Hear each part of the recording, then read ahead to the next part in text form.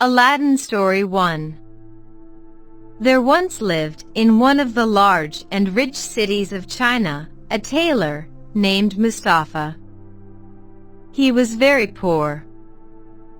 He could hardly, by his daily labor, maintain himself and his family, which consisted only of his wife and a son.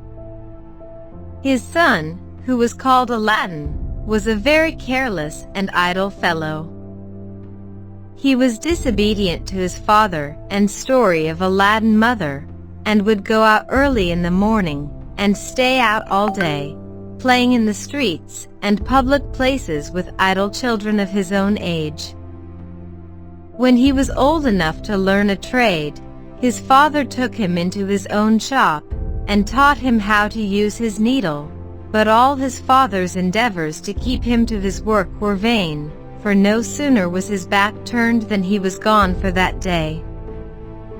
Mustafa chastised him, but Aladdin was incorrigible, and his father, to his great grief, was forced to abandon him to his idleness, and was so much troubled about him that he fell sick and died in a few months. Aladdin, who was now no longer restrained by the fear of a father, gave himself entirely over to his idle habits, and was never out of the streets from his companions. This course he followed till he was 15 years old, without giving his mind to any useful pursuit, or the least reflection on what would become of him. As he was one day playing, according to custom, in the street with his evil associates, a stranger passing by stood to observe him.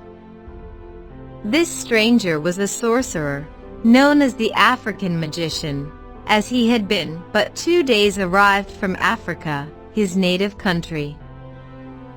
The African magician, observing in Aladdin's countenance something which assured him that he was a fit boy for his purpose, inquired his name and history of some of his companions, and when he had learned all he desired to know, went up to him, and taking him aside from his comrades, said, "Child, was not your father called Mustafa the tailor?"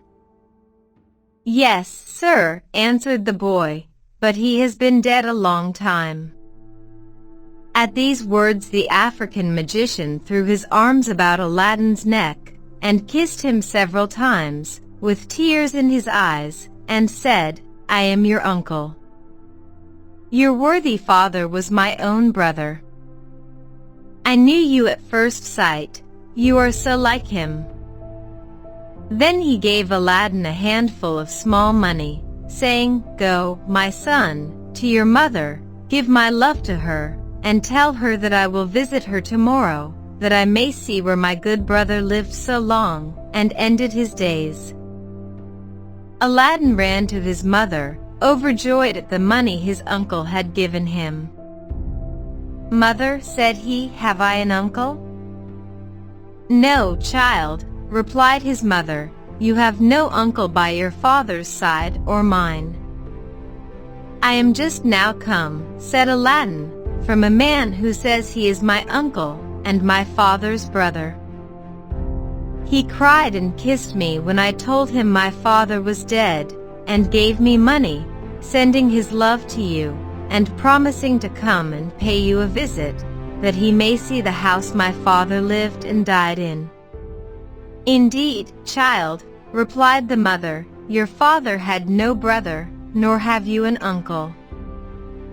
The next day the magician found Aladdin playing in another part of the town, and embracing him as before, put 2 pieces of gold into his hand, and said to him, "Carry this, child, to your mother.